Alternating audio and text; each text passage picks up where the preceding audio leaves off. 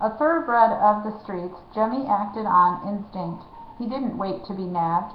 In a burst of straw he shot up and made a leap for the door. Cutwater, startled, lost his merest breath of time, but it was enough. Jemmy flung open the door and ran, his long arms outstretched. Cutwater lurched after him, and Prince Brat followed. Jemmy vanished into the wild green tangle. He jumped a great fallen log, ducked under low-hanging branches, and, like a rabbit, made sudden changes in direction. He could hear Cutwater close behind, breathing like a bellows. "I'm on your track. Stop before I get aggravated with you, Prince." Jemmy covered the ground at full tilt. Leaves crackled under his feet. "God," he thought, he might as well be leading a confounded parade for all the noise he was making. He reached a small clearing and half jumped out of his skin.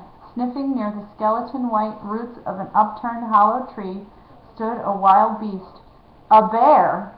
Jemmy would have preferred Cutwater's own company, but before he could find his legs, the hairy beast took flight. It went crashing away to Jemmy's left. Jemmy got his breath back. Then, almost without thinking, he dove into the hollow of the dead tree and snugged himself in. Moments later he caught the merest glimpse of Cutwater cupping an ear. Turning on his heels, the Rattlebone Man gave a shout. "Practically got you by the hind legs, pesky Prince!" Jemmy let out a small sigh of relief.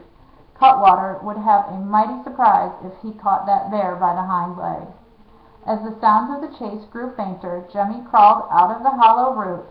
The sun was now high enough to send down smoky rays of light through the treetops.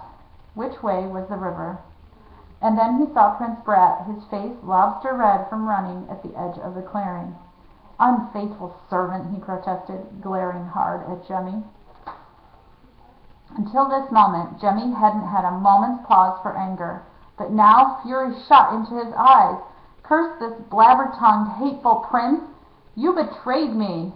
You'd have deserted me without a care!" Jemmy bristled. "Ain't it me they think is the prince? If you hadn't pointed me out under the straw, Cutwater would have flown off to pick up my tracks, and we could have crept away dead easy. I wouldn't be running my lungs out." The prince pondered this for a moment. He nodded. "Then I forgive you." Jemmy was speechless for a moment. "Forgive me? Don't trouble yourself, my good and loyal prince, and get yourself another whipping boy." "But I have not dismissed you from my service," said the prince calmly. "I dismiss myself," Jemmy fired back.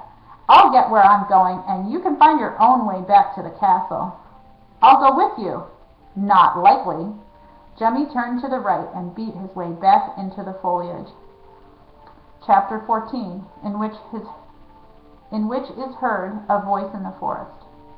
Jemmy could hear Prince Brat following in his tracks, step by step. He grimly pressed on. Brambles, reaching out like cat's claws, tore at their fine garments. The forest trees rose all around them like prison bars. Finally, Jemmy spun around. "Lay off! Go your own way!" "This way suits me," said the prince. "Well, don't follow me. I've no more idea than a gnat where I'm heading." "Silence!" whispered the prince with a turn of his head. "Hear that?" They froze, the two of them. A voice came wailing through the woods. "Petunia, Petunia!" And then a young woman appeared, barefoot and jangling with bracelets. She moved through the trees as quickly as a wood spirit. Petunia! She carried a coiled rope in one hand and held outstretched in the other an amber chunk of comb honey. "Come here, darling! Come to Betsy!" Suddenly, as if sensing a presence in the trees, she headed toward Jemmy and the prince. "Petunia, you there? Naughty rascal! Smell the honey? Come feast yourself, pet!" Jemmy didn't know what to make of this woman, or girl really, for as she drew closer, he reckoned she couldn't be more than 14 or 15 years old. He stepped out into full view, with the prince clinging to him like a shadow. "Miss?"